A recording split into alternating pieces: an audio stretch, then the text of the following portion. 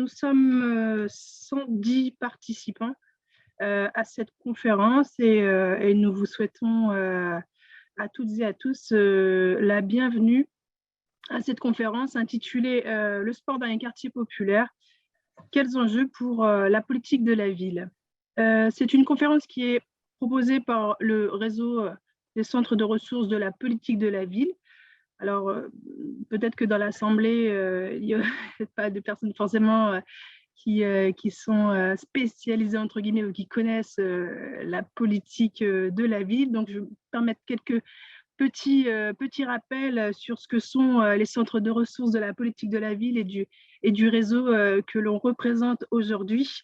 Nous sommes 19 centres de ressources à l'échelle nationale et notre mission sont d'accompagner la qualification des acteurs œuvrant en faveur des habitants et des habitantes des quartiers prioritaires. On a également une mission centrée autour de la mise à disposition de ressources et on a également une mission dans les échanges auprès des professionnels et des acteurs des territoires. Notre travail, c'est aussi de tenir compte de l'évolution des politiques publiques et aussi d'être alerte en parallèle sur l'identification des besoins et des réalités de territoire auprès de nos acteurs.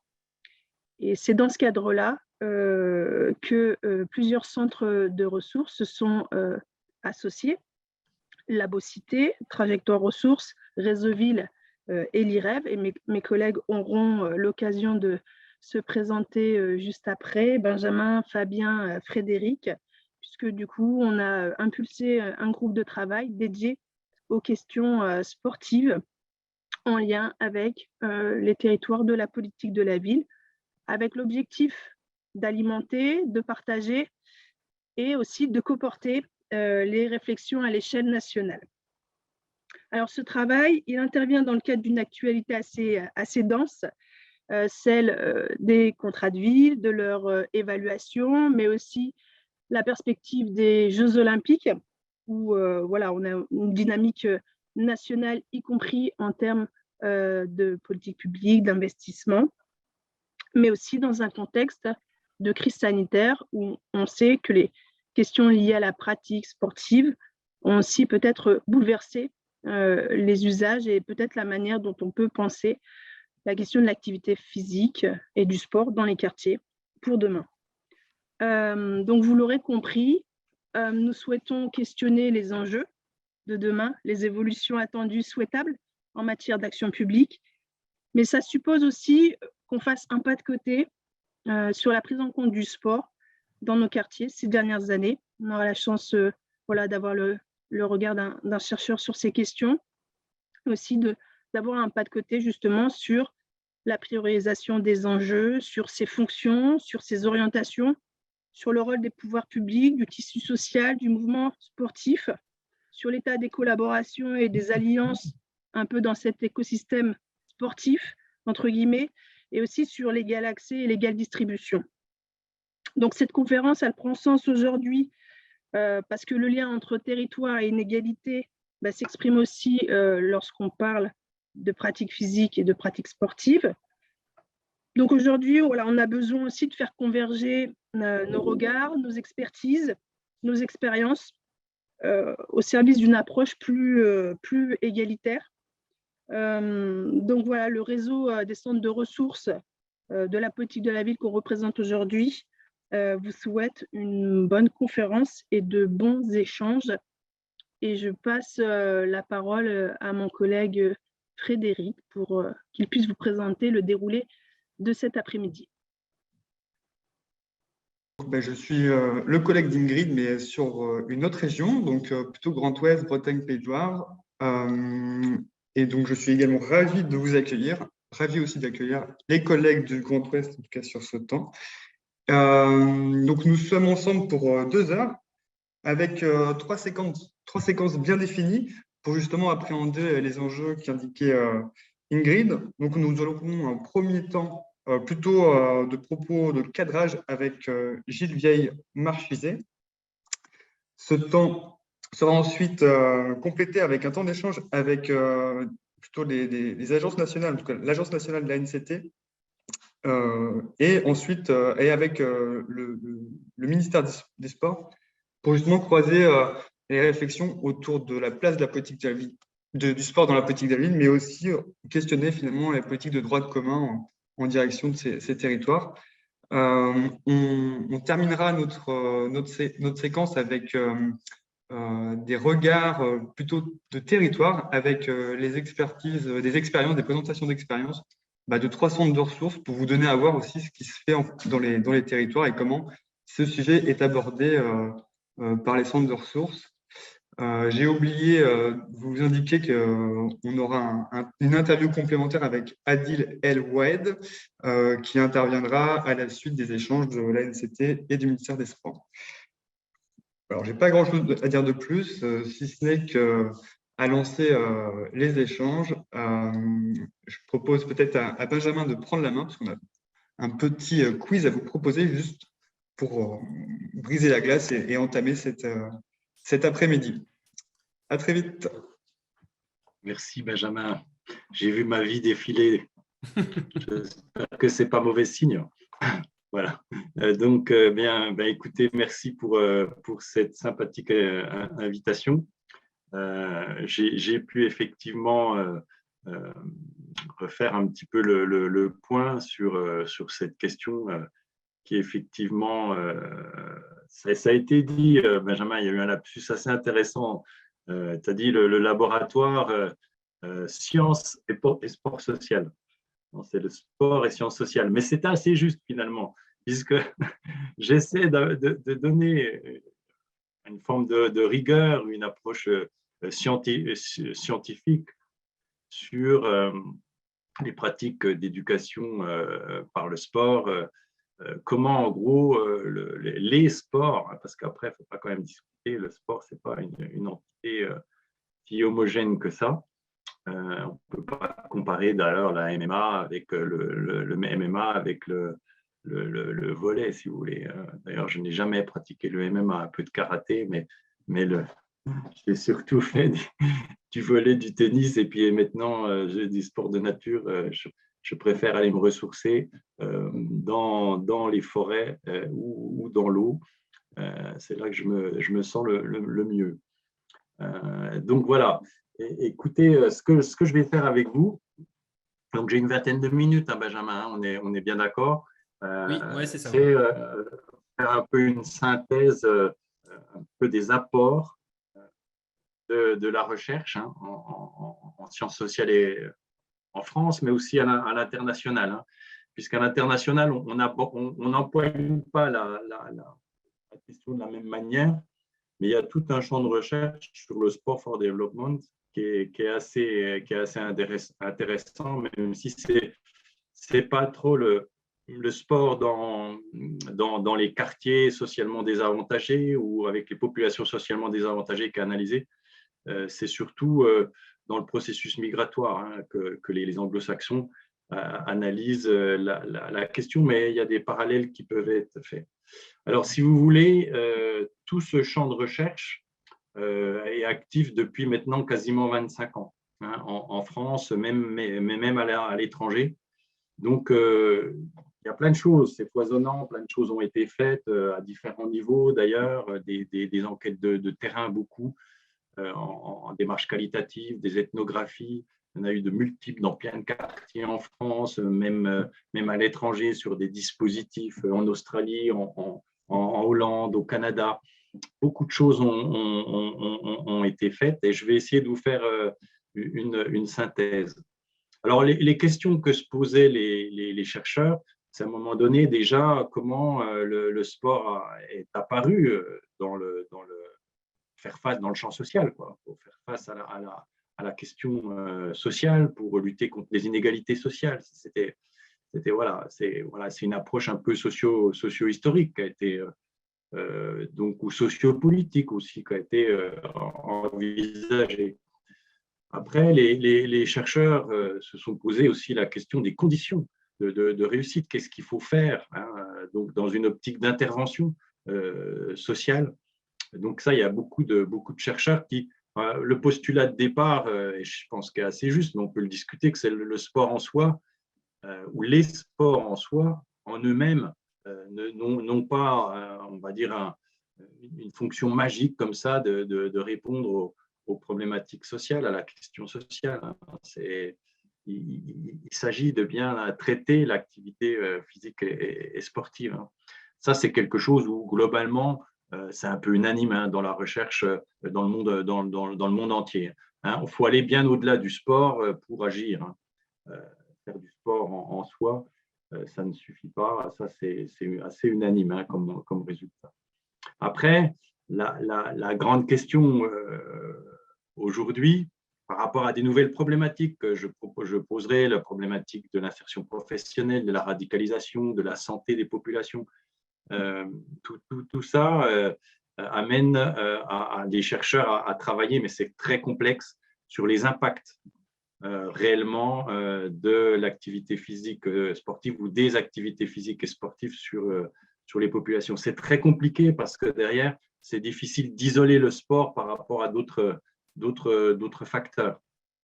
Donc voilà, si vous voulez, moi je vais vous faire un propos en 4 temps que j'ai appelé les leçons de l'histoire, sachant que je vais aller tout de suite sur l'idée d'action, parce que moi je fais une forme de recherche un peu engagée, une forme de recherche-action, recherche-intervention, recherche collaborative, beaucoup, recherche active, comme le disait Georges de Mazedier, c'est un petit peu ma façon de procéder. Donc, première partie, les leçons de l'histoire, j'essayais de faire une petite synthèse.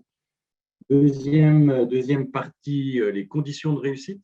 On sait des choses aujourd'hui, mais je trouve que ce n'est pas suffisamment pris en compte, mais on l'a quand même validé scientifiquement.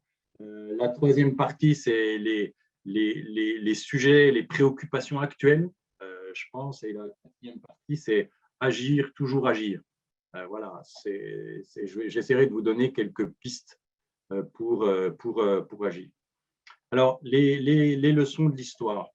Donc déjà, la plupart des chercheurs du monde entier, là, c'est dire qu'à un moment donné, finalement, le sport à vocation sociale, c'est d'abord une croyance.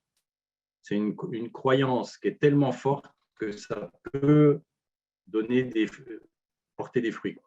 Et ça, c'est une croyance qui est durable, qui reste. C'est ce qu'on appelle la prophétie auto-réalisatrice de Merton. C'est un processus sociétal qui est clairement analysé par les sociologues. C'est, à force d'y croire, ça marche, ça peut marcher dans certaines conditions. Et si vous voulez, la deuxième chose qui est au niveau des leçons de l'histoire, c'est que souvent, alors ça, on n'est pas tous d'accord chez les chercheurs, mais l'État en France a été à la base de la naissance du sport à vocation sociale, du sport dans les quartiers. Mais bon, moi, je suis de ceux qui disent à un moment donné, en fait, ce n'est pas seulement l'État qui, dans les années 80, a initié, suite aux émeutes urbaines, tout ça, c'est aussi des habitants, souvent des sportifs eux-mêmes du quartier, qui ont pu, à un moment donné, relayer cette action étatique.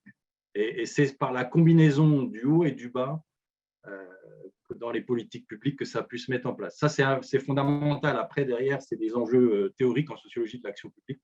Vous avez compris que moi, c'est la question du bas et de la réception des politiques publiques est essentielle. Ce n'est pas le cas de tous les sociologues de l'action publique.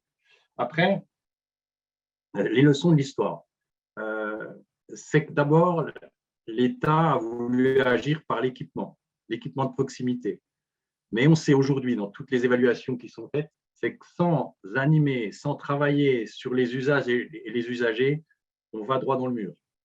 Donc, du coup, ce n'est pas parce qu'on met des équipements de proximité que ça va, vous voyez où je veux en venir pour l'actualité, mais que ça va changer les choses.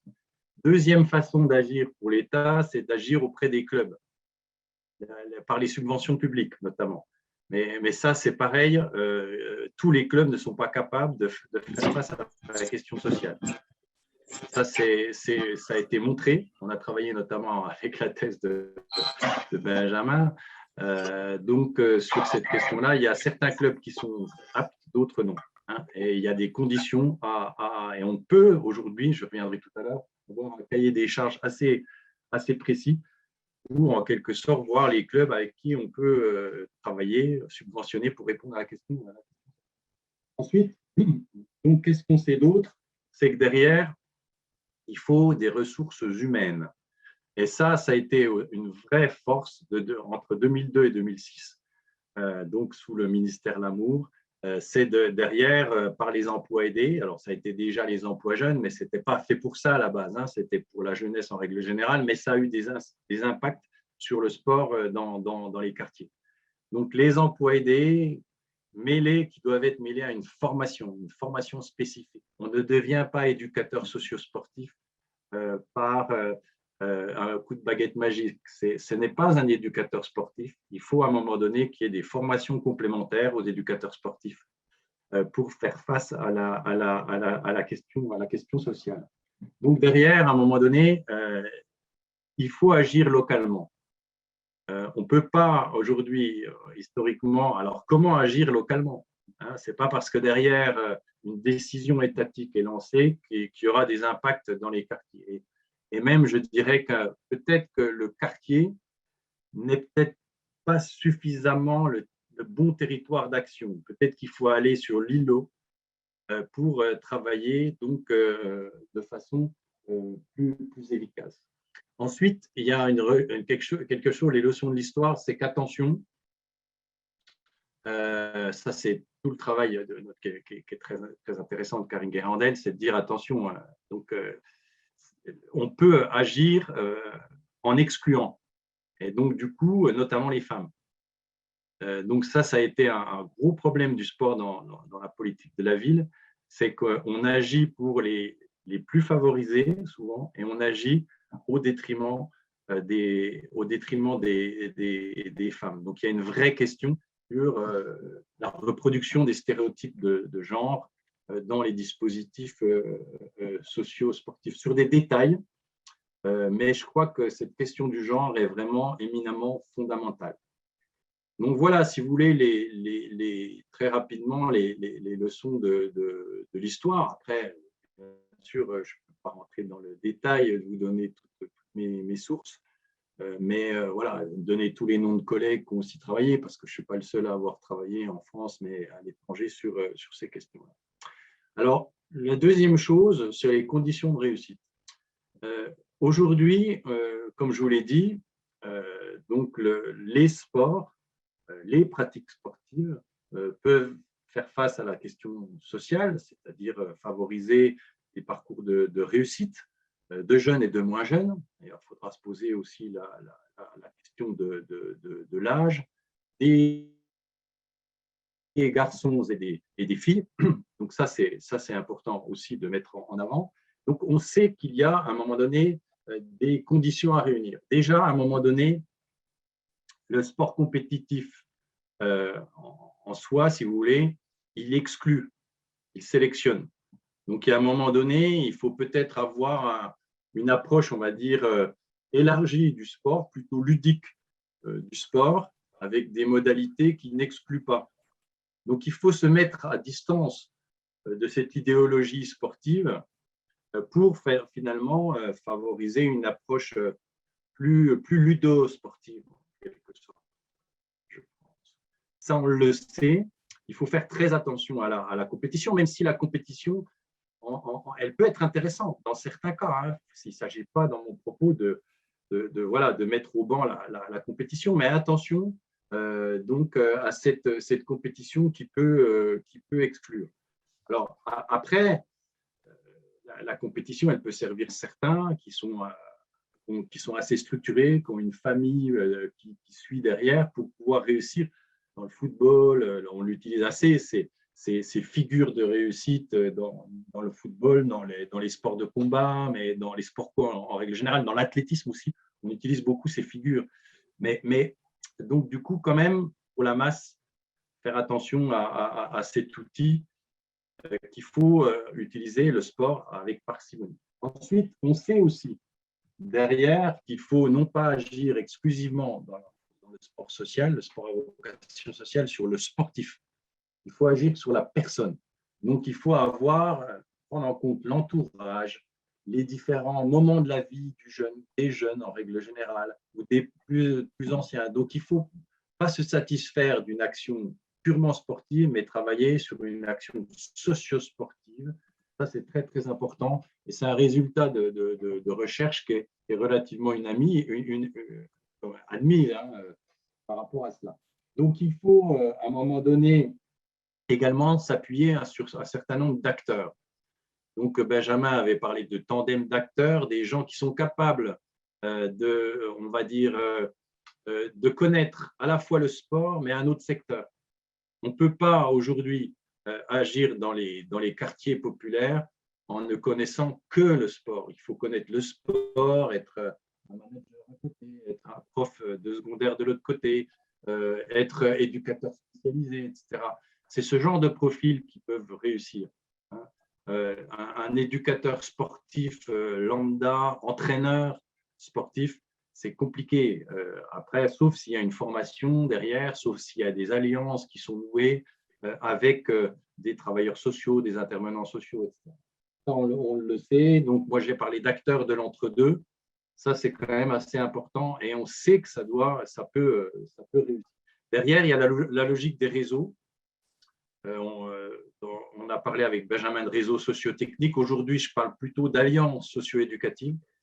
Donc, au travail, j'ai vu que Mélanie Thomas était là, mais on a essayé de travailler avec le centre de ressources là-dessus. Ce n'est pas facile, mais il faut créer du réseau, il faut créer de l'alliance. Si à l'échelle locale, il n'y a pas des alliances qui sont créées, seul, on ne peut rien faire. Donc, du coup, créer des alliances socio-éducatives, un collège, un club, on va dire des éducateurs spécialisés, un centre de prévention, etc. OK, là, ça peut fonctionner. Mais un club tout seul, il a du mal à faire face aux problématiques sociales. Et puis derrière, il y a une question qui est fondamentale. Aujourd'hui, souvent, ces éducateurs sociosportifs sont seuls, sont isolés. Encore maintenant, c'était valable il y a 10 ans. Ils sont peu payés, ils sont derrière, à un moment donné, peu reconnus financièrement, symboliquement. Donc, à un moment donné, si on veut agir pour le sport, il faut reconnaître les personnes, reconnaître les éducateurs, les éducatrices. Ça, c'est quelque chose qui me semble très, très important. Et par la formation, essentiellement, par le salaire aussi. Mais on ne peut rien faire sans tout cela parce que souvent, on a des visions assez misérabilistes quand même des choses. On essaie d'agir avec peu d'argent, mais je pense qu'il faut un minimum de moyens financiers pour atteindre les objectifs. Sinon, on fait du rafistolage. Donc ça, c'est en quelque sorte donc les conditions. Alors, j'insiste là-dessus parce que c'est tout un travail qui a été fait avec un ouvrage, des articles qui ont été expertisés, etc. Mais je trouve qu'elle n'est peut-être pas suffisamment utilisée dans les appels à projets, pour les cahiers des charges, dans les contrats villes. Donc, je pense qu'à un moment donné, il pourrait y avoir mise en avant un certain nombre de critères, un cahier des charges assez strict pour être financé dans le cadre notamment de levier principal, c'est le contrat ville. Donc, derrière, voilà, par rapport à tout cela, il faut trouver des leviers. Alors aujourd'hui, j'y reviendrai tout à l'heure, mais on a des leviers relativement intéressants à mobiliser au-delà du contrat ville, des cités éducatives, derrière des appels à projets, des fondations qui peuvent aider, etc. Et ça, c'est toute une expertise qu'il faut avoir, qui n'est pas simple à avoir. Alors, quels sont les sujets aujourd'hui qui sont assez pressants actuels? Donc déjà, je pense qu'à un moment donné, aujourd'hui plus qu'hier, il faut travailler avec l'ensemble des populations, pas seulement les jeunes. Travailler sur les enfants, travailler sur la petite enfance, ça c'est tout à fait récent. On n'a pas beaucoup de recul, point de vue recherche là-dessus.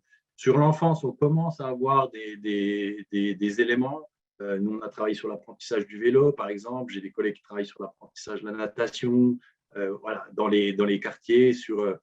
Voilà. On travaille à Mulhouse là-dessus, mon collègue Christophe Lichler, notamment sur la littératie physique. Donc, il faut ouvrir les sujets actuels, c'est vraiment aller au-delà des jeunesses.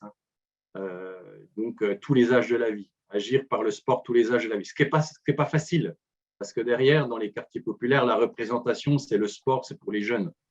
Donc derrière, on avait fait une enquête, nous, en 2008-2009, sur les loisirs pour les adultes, et effectivement, il y a une mise à distance du sport, notamment chez les femmes qui avancent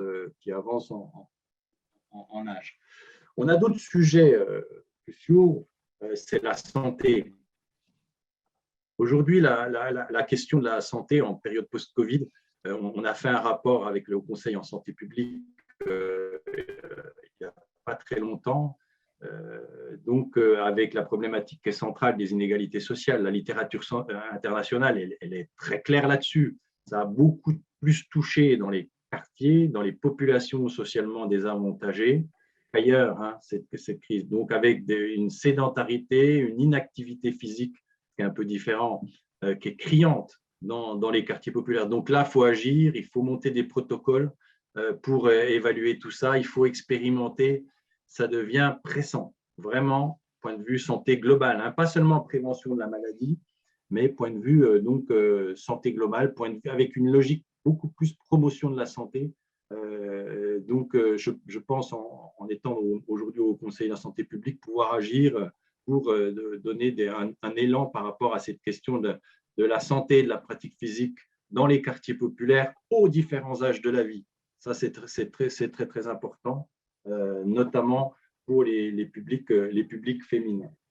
La question qui est aussi éminemment brûlante, c'est l'insertion professionnelle. Aujourd'hui, on a des modèles qui sont là, qui sont expérimentés, notamment au sein de l'Agence pour l'éducation par le sport, avec Thibaut Desjonquers du cabinet Plurisidée. On analyse tout ça, on voit qu'à un moment donné, il y a des parcours d'insertion professionnelle qui sont assez intéressants, qui méritent d'être étudiés, d'être financés.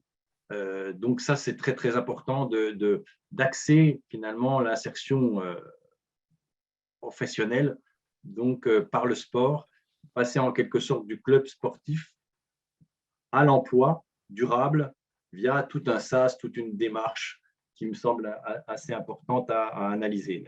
Il y a un projet de chaire d'ailleurs à l'Université de Strasbourg sur cette question-là.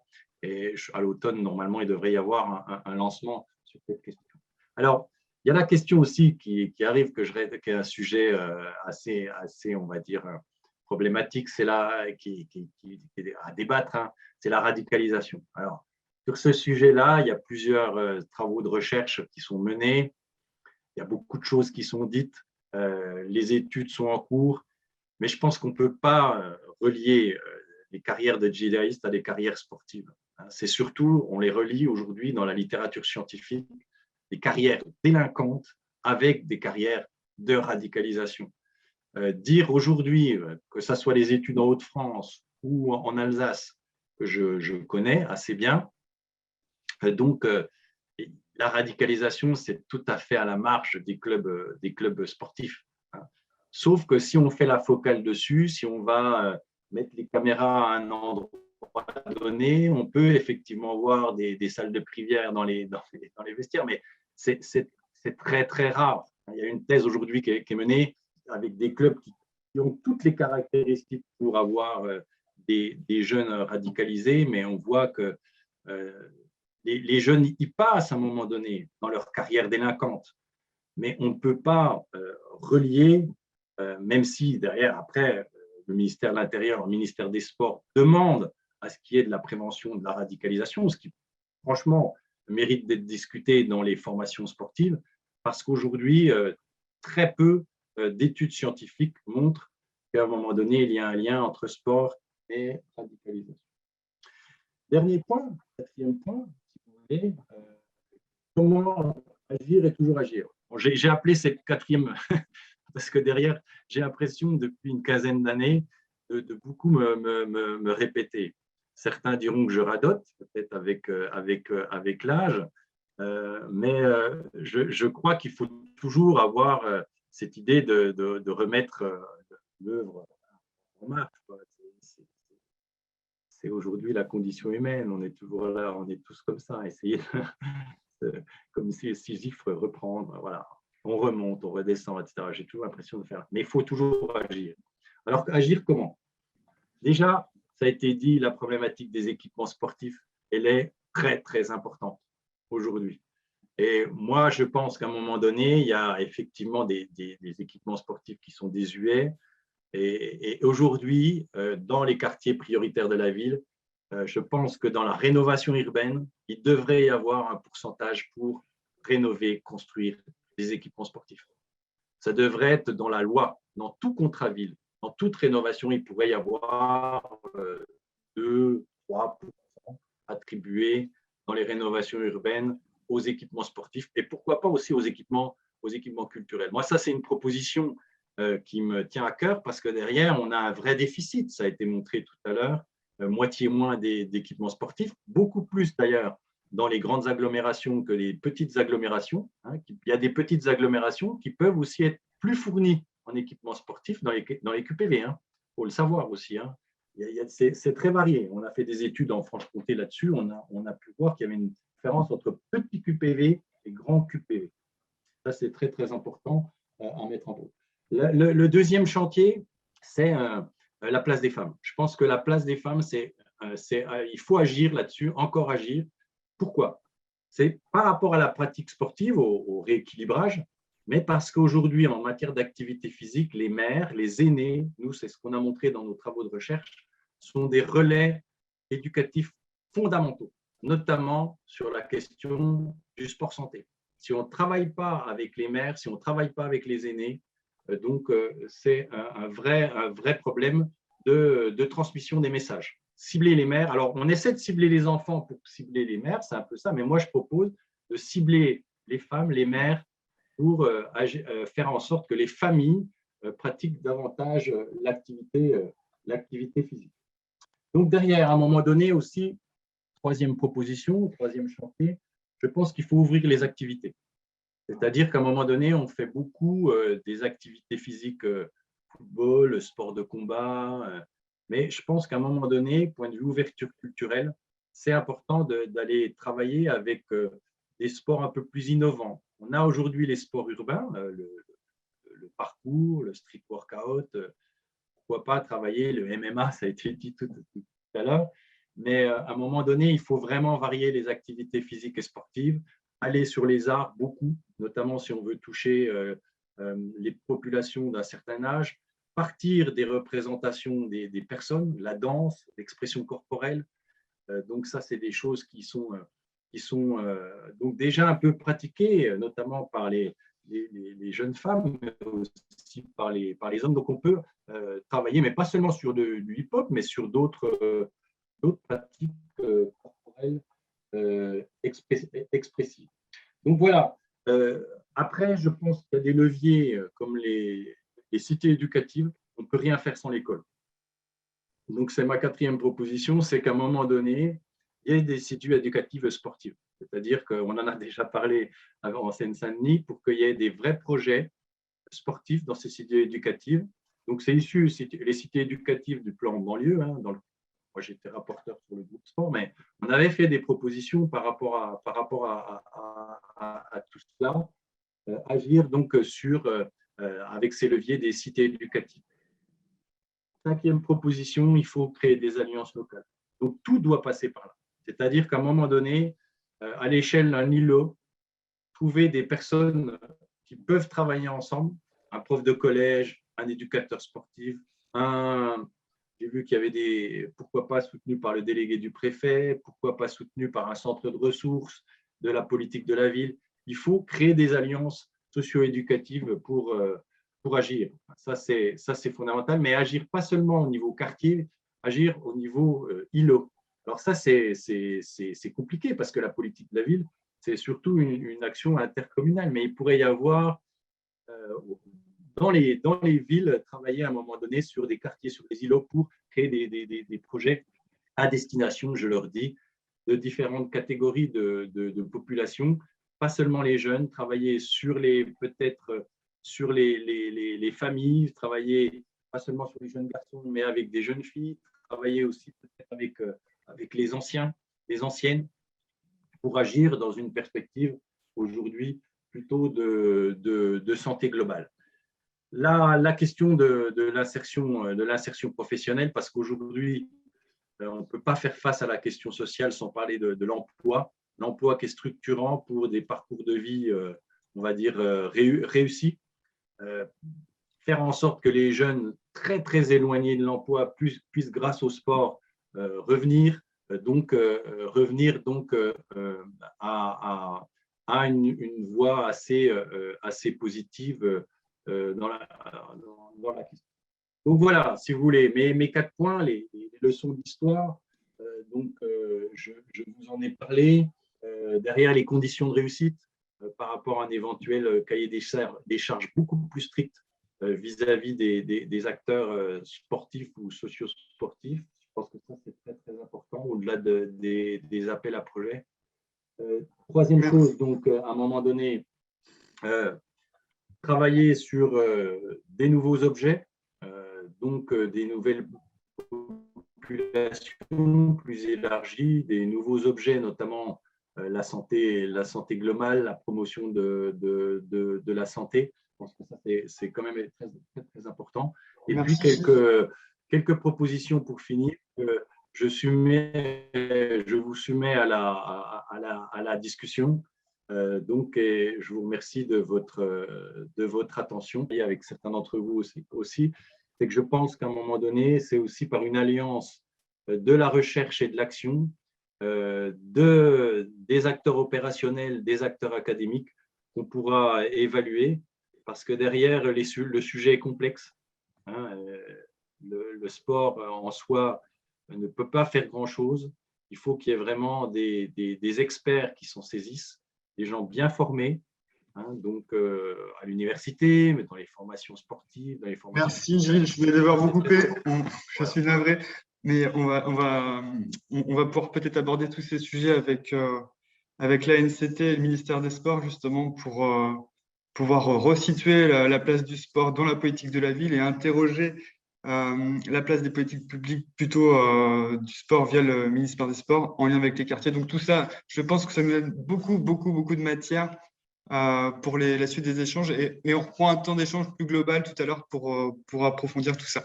Encore une fois, merci pour vos propos. Désolé vraiment de vous couper. Non, mais c'est pas… C'est vraiment toujours ingrat comme métier d'animateur, j'avoue. Pour continuer en fait sur cette deuxième séquence, je propose de donner la parole à Hélène Chappé, qui est directrice du programme Lien social et image des quartiers pour l'ANCT et en dialogue aussi avec le ministère des Sports et Christelle Gauthier, qui est chef du bureau de l'élaboration des politiques publiques du sport. Bonjour à vous deux. Alors, je n'ai pas vu Hélène Chappé. Ici, je suis là. Okay. Bonjour. Et je serai en binôme, non pas avec Christelle Gauthier, mais avec Stéphanie Ogdelabo du ministère des Sports. Ok, très bien. Bonjour. Bonjour Stéphanie. L'idée, c'est que sur un format de 20 minutes, essayer de brosser finalement la place du sport dans la politique de la ville. Peut-être commencer par vous, Hélène Chappé. Finalement, quelle représentation aujourd'hui le sport exerce-t-il dans la politique de la ville? Quelle est sa place aujourd'hui? Est-ce qu'il y a des indicateurs clés? On l'a évoqué tout à l'heure dans l'introduction avec le quiz de Benjamin sous un format un peu provoque. Ça a été repris aussi avec Gilles tout à l'heure. Voilà. Mais du point de vue de la NCT, quelle place le sport exerce-t-il dans la politique de la ville? Merci. Alors déjà en préambule, je confirme que le Stade de France n'est pas en QPV, mais situé à quelques mètres du quartier du Franc-Moisin à Saint-Denis, donc vraiment pas loin, même si c'est pas un équipement en QPV. Donc juste me présenter rapidement. Donc moi je dirige le programme Lien social et image des quartiers au sein de la direction politique de la ville, au sein de la NCT, de l'Agence nationale pour la cohésion des territoires. Et je travaille avec Samir Maouche, qui est spécifiquement en charge des sports dans la politique de la ville. Donc, on est ravis d'avoir été sollicités par la Beau Cité pour participer à ce webinaire. Et d'emblée, nous avons choisi d'intervenir comme vous le disiez, à 2 voix avec notre collègue du ministère des Sports, Stéphanie Ogdelabo, qui travaille au bureau de l'élaboration des politiques du sport. Pardon. Et donc, ce binôme qu'on forme aujourd'hui est aussi représentatif de l'articulation des politiques publiques conduites par nos ministères respectifs. La politique de la ville n'est pas une politique sectorielle, elle intervient en appui, en complément du droit commun, pour lutter contre les inégalités sociales et territoriales que vivent les habitants des 1514 quartiers prioritaires. Avant d'entrer dans le vif du sujet, s'agissant des enjeux du sport dans la politique de la ville ou de la politique de la ville dans le sport, je vais faire un bref retour sur l'état des lieux. À ce jour, quelle est la place, pour répondre à votre question en introduction, quelle est la place du sport dans les QPV? D'abord, je rappellerai 2 moments d'impulsion politique donnés à ces enjeux lors du dernier quinquennat, parce que sans impulsion politique, les services de l'État se mobilisent difficilement, et notamment les 2 comités interministériels à la ville qui se sont tenus les 29 janvier 2021 et 2022, et qui ont notamment acté le plan de rattrapage des équipements sportifs dans les QPV. Ce plan de rattrapage s'élève à 30 millions, si je ne dis pas de bêtises, et il est piloté par l'Agence nationale du sport, donc le droit commun. Autre moment, c'est aussi la remise du rapport de Carl Olive, Faire Nation par le sport, donc, qui a été remis en février dernier à Roxana Maracineanu et Nadia Hay, ministre chargée de la ville. Et donc, ces 2 événements, symboliquement, ils contribuent à la reconnaissance des enjeux qui nous occupent aujourd'hui, symboliquement et pas que. Et en complément de cette indispensable impulsion politique, rapidement, je vais détailler un peu les outils dont dispose la politique de la ville pour développer le sport dans les quartiers prioritaires. Gilles Vieille-Marchizet le rappelait, les contrats de ville, c'est le cadre d'intervention des pouvoirs publics, que ce soit côté État ou côté collectivité territoriale, pour agir dans les quartiers prioritaires de la politique de la ville. Donc, les derniers ont été signés en 2015. Ils ont été prorogés jusqu'en 2023, et actuellement, on travaille au sein de l'Agence nationale pour la cohésion des territoires à leur renouvellement et aux futurs contrats de ville qui devront être signés pour être opérationnels en 2024. Et dans le cadre de ce travail, la question des coopérations, pour reprendre, Gilles Vieille-Marchizet parlait d'alliance, mais nous on parle plus de coopération, mais c'est la même logique. Ces sujets-là sont vraiment au cœur des discussions qu'on a actuellement avec les acteurs de la politique de la ville pour construire les futurs contrats de ville. Et donc, parmi ces 435 contrats de ville, certains territoires ont fait le choix, dès 2015, d'y inclure un volet action sportive à vocation d'inclusion sociale et territoriale, pour faire du sport un axe structurant dans les QPV concernés. En complément, et pour les territoires qui n'ont pas fait ce choix au moment de la signature des contrats de ville, il y a une circulaire qui date du 25 mars 2019 relative à l'intégration du sport dans les contrats de ville, qui a permis de dégager un nouveau paysage des acteurs et des compétences de l'action sportive au service de l'inclusion sociale dans les QPV. Par cette circulaire, c'est 2 types d'acteurs qui ont été identifiés et valorisés.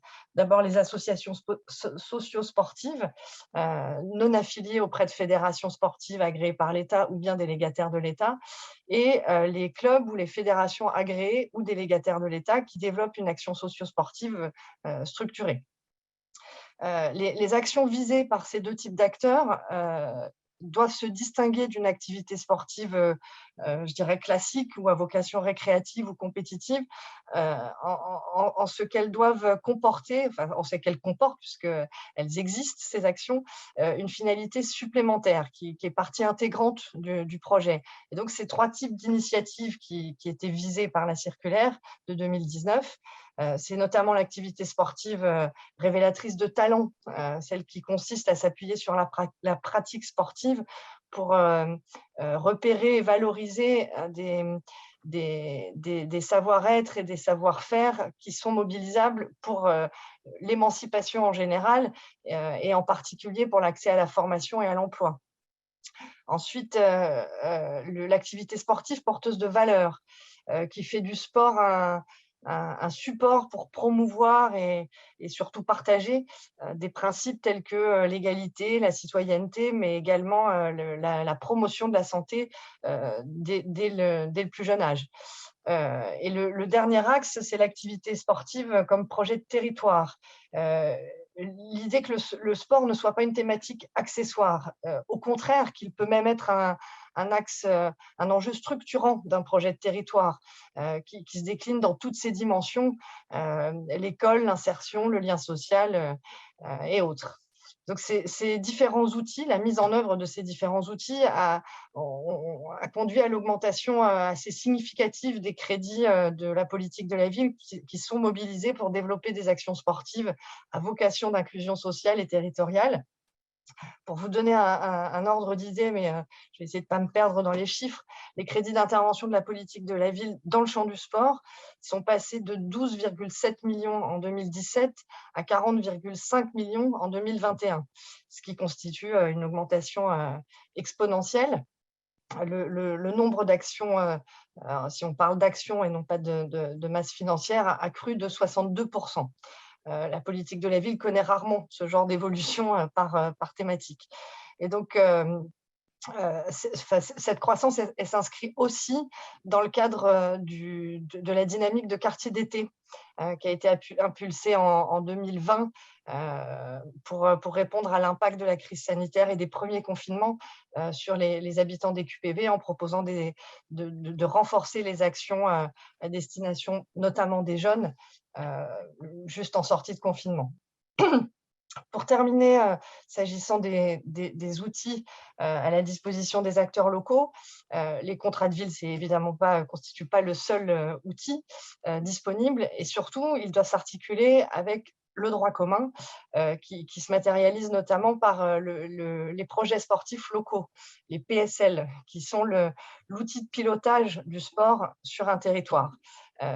C'est vraiment la matérialisation sur un territoire donné d'une approche et d'un pilotage global du sport et des activités physiques et sportives, et ils incluent aussi les quartiers prioritaires. Donc, les logiques de la politique de la ville et du droit commun sont évidemment complémentaires. Et donc, pour décliner de façon aussi opérationnelle que possible cette complémentarité, le CGET, qui est donc l'ancêtre de la NCT, a publié en février 2019 un livret qui s'appelle « Le sport au service de la cohésion ». Donc, c'est un recueil de démarches, méthodes, outils, d'initiatives associatives et qui constitue un outil très opérationnel au service des acteurs locaux. Avant de conclure et de passer la parole à Stéphanie du ministère des Sports, je voudrais évoquer quelques projets qu'on a en cours au sein du ministère de la Ville et qui contribuent et qui ont vocation à soutenir et à amplifier le développement du sociosport dans les quartiers prioritaires. À défaut d'orientation, puisque à ce stade, alors que les ministres du nouveau gouvernement s'installent seulement, je ne peux vous parler que des projets en cours. Donc, la NCT a un rôle de fabrique à projet. Et donc, nous soutenons ou nous pilotons quelques initiatives innovantes et à suivre dans la durée. Je pense d'abord au développement du design actif sur les territoires pour faire de l'espace public un terrain de pratique sportive accessible dans les QPV, mais aussi hors des QPV, et particulièrement au public féminin. Ça a été évoqué un peu tout à l'heure. Et d'ailleurs, je renvoie sur le sujet à l'excellent webinaire qui a été organisé en avril dernier, si je ne dis pas de bêtises, par l'IREV sur les questions de sport et de genre. Autre projet, nous soutenons à la NCT l'ingénierie de projets sociosportifs au niveau national, et notamment l'ingénierie, comme par exemple les dojos solidaires qui sont portés par la Fédération française de judo pour une approche sportive, mais pas que, dans les quartiers. Nous soutenons également différentes études d'impact pardon, afin d'objectiver et de faire connaître et reconnaître les impacts du sport à finalité sociale dans les quartiers populaires. Je pense notamment à une étude qui est actuellement portée par Rebond, Braise Insertion Sport et le DALIR que nous copilotons avec le ministère des Sports. Voilà, pour conclure, ah si, pardon, j'oublie une dernière piste, et pourtant pas la moindre, que porte la politique de la ville depuis longtemps, c'est celle de la co-construction des politiques publiques avec les habitants. Le principe a été consacré par la loi du 21 février 2014, par la création des conseils citoyens, qui permettent d'associer les habitants aux enjeux qui les concernent en s'appuyant sur leur expertise d'usage dans tous les champs et notamment les pratiques sportives. J'ai vu en plus que parmi les participants, il y avait des conseillers citoyens, ce qui me ravit. Et associer les habitants à la définition des politiques publiques pour être sûr de ne pas taper à côté de leurs besoins, c'est à mon avis le gage de l'efficacité. Donc pour conclure, avant de laisser la parole à Stéphanie, à 2 ans des Jeux olympiques et paralympiques de Paris 2024, mais aussi au-delà, l'enjeu du sport dans les quartiers doit continuer à être porté haut et fort par tous, que ce soit l'État, les collectivités territoriales, le mouvement sportif, mais aussi le monde économique, pour continuer à travailler dans le sens de la réduction des inégalités d'accès à la pratique sportive des habitants des QPV et renforcer le rôle social et éducatif du sport. Voilà pour moi. Je laisse la parole à Stéphanie Ogdelabo. Merci Hélène Chappé pour ce grand tour d'horizon, en tout cas de la place du sport dans la politique de la ville et au travers votre intervention, la place de la NCT dans cet écosystème. Du coup, Stéphanie Obdelado, c'est ça, excusez-moi de ne pas écorcher votre nom. Finalement, on a parlé Alliance Coopération. Comment tout ça se matérialise avec le ministère des Sports? De quelle manière vos interventions viennent interroger, renforcer la pratique, le sport dans les quartiers? Alors, merci pour ce passage de relais. Juste pour préciser avec ce qu'on s'est dit en tout début de séquence, donc on est bien sur les chiffres clés du sport. 17 millions de licenciés, donc 15 millions et demi, enfin 17 millions de licenciés et autres titres en 2020, avec un impact Covid qui a vu une baisse des licences à 3%, une part de licences du coup qui tourne autour de à peu près 22% de la population. Donc on voit bien que la difficulté dans les quartiers aussi d'aller vers un recours à la licence, mais se poser aussi la question, est-ce que l'offre fédérale, elle répond aussi aux attentes des usagers? Donc, on est dans ce cadre-là pour les grands chiffres. Oui, rebondir, parce que ce qu'a dit Hélène, bien entendu, donc dans le bureau qui est le mien, le bureau de l'élaboration des politiques publiques du sport, on accompagne tous les acteurs et pas seulement les fédérations sportives dans le développement de politiques sectorielles des publics qui sont plutôt éloignés ou empêchés de la pratique. Et avec les interventions qui ont eu précédemment, on les a citées, ceux qui sont empêchés pour des raisons économiques et financières, ceux qui sont empêchés pour des causes de handicap, ceux qui sont empêchés pour des problèmes de santé. En fait, tous les freins qu'on arrive à lever, à identifier, y compris, et encore malgré des interventions depuis des années, une pratique féminine qui reste quand même en retrait de la pratique masculine et encore plus dans les quartiers. En fait, tous les constats des quartiers sont que ce qui existe dans la population générale est accentué dans les quartiers.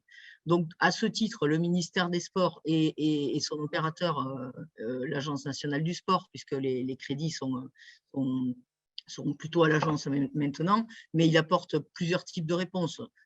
Soit une réponse, alors sur les axes qui ont été mis en avant, une réponse autour de l'équipement, et le plan équipement qui a été évoqué, il est quand même dans la continuité de ce qui s'était fait par le passé.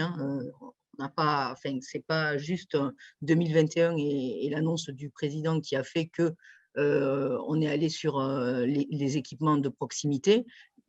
avant cela, les équipements de proximité dans les territoires carencés, ils ont toujours été dans la fenêtre des équipements à construire, hein, parce que vous l'avez dit dans le quiz aussi, des équipements sous-dotés. Donc, en 2022, l'objectif, c'est 96 millions d'euros qui seront attribués, notamment la part principale, 80 millions d'euros sur le volet régional et territorial. Et là-dessus, ces crédits, ils vont vers les territoires carencés, que sont les QPV, mais aussi les ZRR. Donc, la réponse en termes d'équipement, elle est bien présente parce qu'effectivement, sans équipement, il n'y a pas de pratique.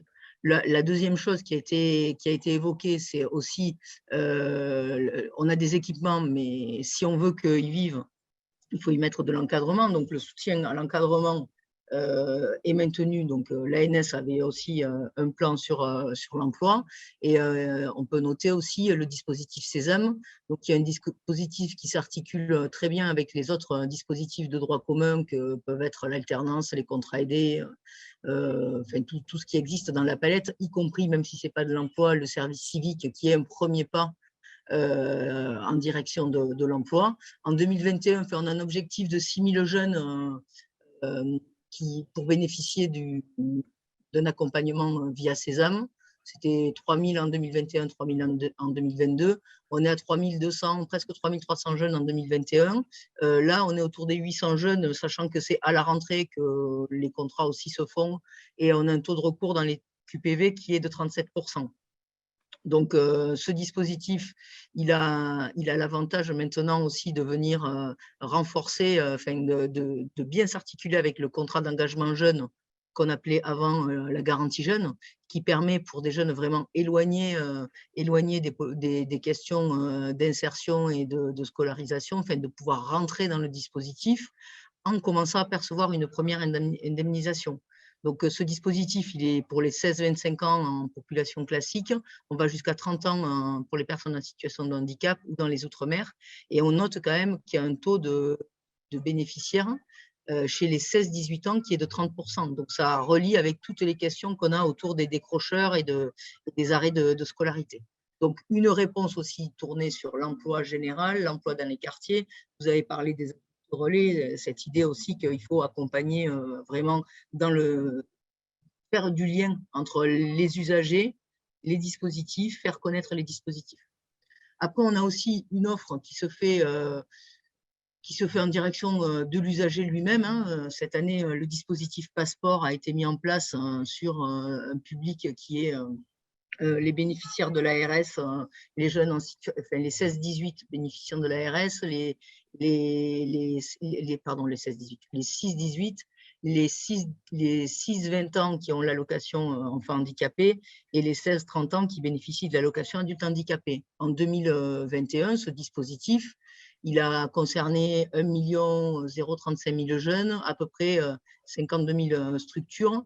On a un taux donc ça fait 18% de la cible, et on a un taux de recours, les jeunes de ce dispositif, non pas le taux de recours, vivant en QPV, c'est 13% du dispositif. Alors on peut se dire c'est trop ou c'est trop peu, mais quand même quand on dit que 7% de la population est en QPV, on n'a pas la lecture de ce que représentent les jeunes éligibles sur la population du QPV, mais un taux de recours de 13%, on trouve que c'est quand même assez important. Et là, on constate aussi avec Passeport que la pratique féminine en QPV, elle est plus basse que le reste du dispositif. Donc, tout ce qui est existant, ça se confirme et ça ne se fait pas tout seul. C'est simplement une aide directe à l'usager. Ça ne permet pas de corriger les inégalités. Le Passeport 2022 va reprendre sur les mêmes publics, et on a noté qu'on avait un faible taux de recours des associations non affiliées, puisqu'il est ouvert aussi aux associations agréées avec l'agrément jeunesse ou avec l'agrément sport dans les quartiers qui pourraient faire une offre sportive, et ceux-là sont moins présents, ou bien ils sont présents, mais comme ils ont aussi une affiliation, ils n'apparaissent pas forcément dans le dispositif. Donc voilà, ça c'est une aide, un type d'aide de réponse directe que fait l'État en direction des usagers. Et puis ensuite, on a et ça a été évoqué, comment on peut aussi développer des offres différentes qui répondent à des préoccupations particulières des publics. Dans ce cadre-là, on a les maisons sport santé qui sont implantées sur les territoires. À ce jour, on a 436 maisons sport santé, on en a 91 vraiment en QPV, mais 164 qui interviennent, qui sont dans un… Pardon, excusez-moi. On en a 91 en QPV, mais dans la géographie prioritaire, donc les zones carencées, on est à plus de 300 structures. Donc, on voit bien que les maisons sport santé, elles se sont implantées au plus près des publics qui ont les problématiques de santé, et on y retrouve les quartiers. Donc là-dessus, on continue le maillage territorial des maisons sport santé, parce qu'on voit bien qu'elles sont un premier maillon pour les personnes en situation qui seraient empêchées d'aller vers le club classique pour des raisons de santé, de remettre un pied à l'étrier et ensuite peut-être de partir vers une offre plus générale. Et puis, on a évoqué aussi, et ça a été évoqué quand on disait qu'il fallait faire du lien avec des équipes aussi un peu pluridisciplinaires, hein, et on a parlé des cités éducatives.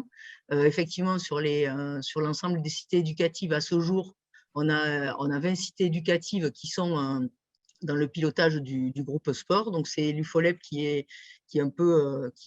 à la tête du groupe pilote de ce qui est mis en place dans les cités éducatives. Et là aussi, l'objectif, comment on rapproche l'école, la pratique sportive du territoire, les associations, comment on met tout ce petit monde ensemble pour finalement produire de la continuité et emmener qu'à un moment donné, les jeunes puissent aller pratiquer pendant, autour, après le cadre scolaire. Enfin, avant, pendant, c'est la continuité éducative en termes de temps, mais aussi de territoire et aussi d'acteurs. Parce que l'offre existe, mais des fois, elle est tellement segmentée qu'on n'arrive pas à lui donner de la cohérence.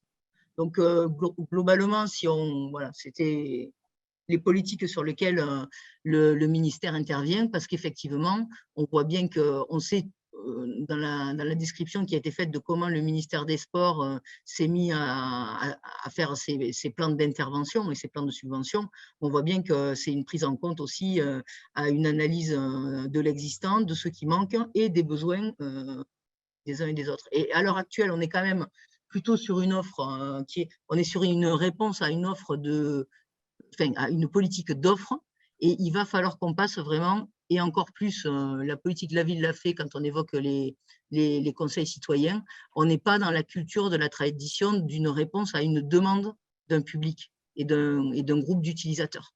Et effectivement, à ce jour, quand on écoute des demandes, c'est plutôt des demandes structurées. Notre interlocuteur historique, c'était les fédérations sportives, mais aussi les structures reconnues dans le cadre, les structures socio-sportives. Si demain, on se disait, est-ce que notre offre, elle répond vraiment bien aux besoins de l'usager sur le territoire?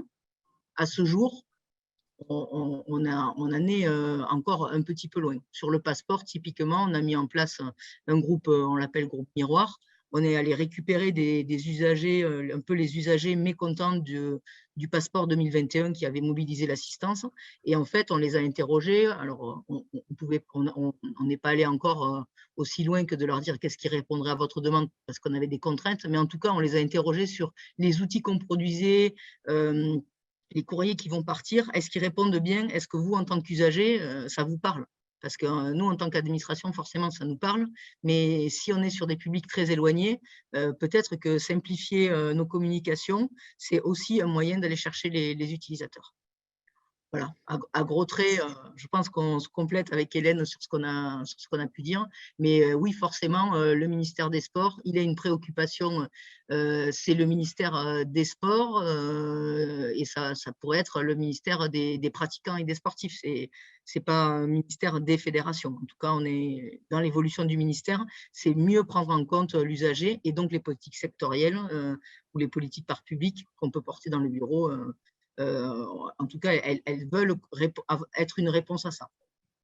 Merci beaucoup Stéphanie pour ces propos. Effectivement, quand on a préparé ce temps avec vos collègues, on voyait en tout cas l'ensemble en fait des leviers possibles du côté ANCT, du côté ministère des Sports. Et je pense qu'on en oublie encore beaucoup parce qu'il y a beaucoup d'autres acteurs qui peuvent être mobilisés sur ces sujets.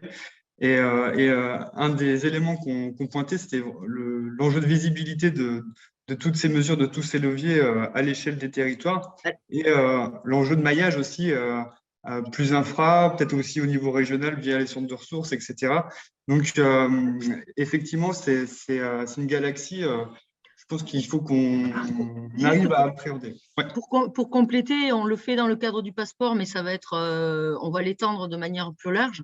Dans le cadre du passeport, on travaille avec Aide Territoire pour essayer de cartographier uniquement sur l'aide directe aux bénéficiaires pour un jeune. On essaye de référencer les aides avec les collectivités locales essentiellement, mais avec tous ceux qui font une aide directe aux jeunes. Ça pourrait être des bons CAF, ça pourrait être une collectivité qui met une mesure particulière. Ça, c'est un des enjeux qu'on est en train d'essayer de développer pour dire à un jeune, tu es sur le territoire, tu as les 50 € du passeport, peut-être il y a d'autres aides complémentaires qui pourraient t'aider dans ta pratique.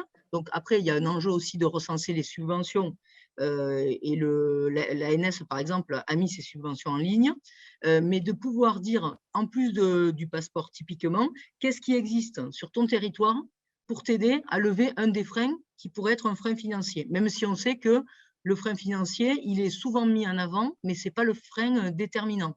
Tout à l'heure, on a parlé qu'il faut que, même pour faire du sport, quand on va vers ces publics particuliers, il faut d'abord les connaître parce que les freins internes, ils sont des fois plus forts que les freins financiers. Donc là, sur le dispositif passeport, on va cartographier les aides existantes et c'est un vrai service de pouvoir porter à la connaissance des uns et des autres. Mais une structure sportive, ça pourrait être pareil. Elle sait qu'elle pourrait prendre le passeport pour ses bénéficiaires, mais elle sait que peut-être elle a une aide d'une collectivité en matériel ou autre.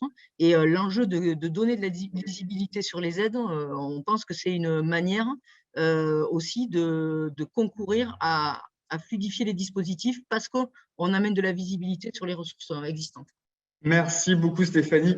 Et on va essayer de garantir un timing qui nous permet de laisser de la place aussi aux échanges. Juste peut-être une réaction de 5 minutes pour Adil El-Oued, qui est directeur technique national adjoint chez l'UFOLEP. Adil, peut-être peux-tu te présenter et nous dire en quoi en fait tout ce qu'on a pu évoquer font écho en fait au travail qui a été engagé par l'UFOLEP dans les QPV. Alors, j'ai que 5 minutes, donc je vais me présenter très rapidement. Ouais, c'est le pitch. Je suis dans l'ascenseur. Donc, je m'appelle El-Oued Adil.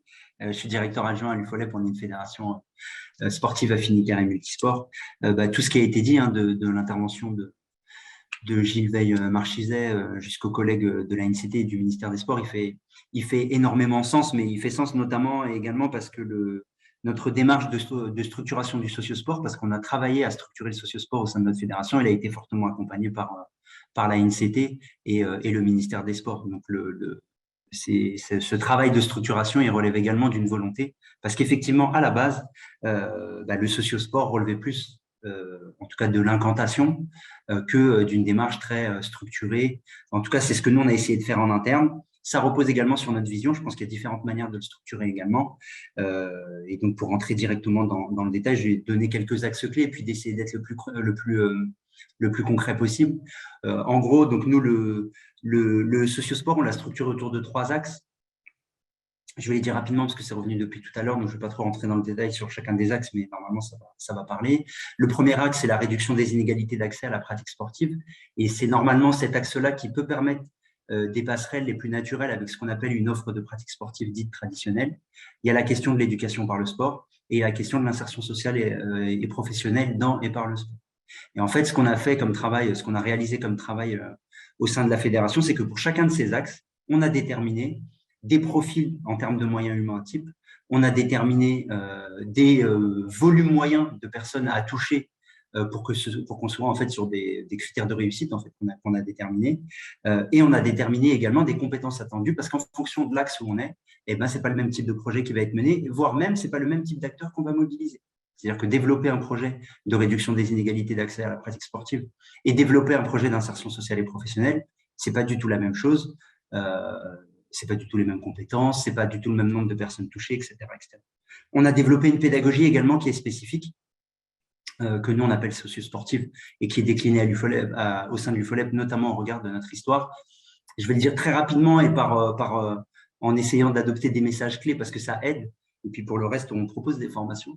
Mais en gros, il ne suffit pas d'animer un créneau futsal dans un quartier de 18 à 20 pour que ce soit éducatif. Quand on le dit comme ça paraît évident, mais on a encore parfois aujourd'hui dans certains raccourcis comme cela, on a fait transpirer des jeunes et des ados. Nous, on appelle ça l'étape numéro 1, c'est très bien. Entrer dans une démarche éducative ou d'insertion, c'est vraiment une autre démarche. Autre point, bien entendu, le club sportif à lui seul ne peut pas constituer le seul espace à la fois d'éducation, de socialisation et à la fois de pratique dès lors qu'on est dans un quartier. Pourquoi ? Parce que même déjà dans le reste de la société, ce n'est pas le cas.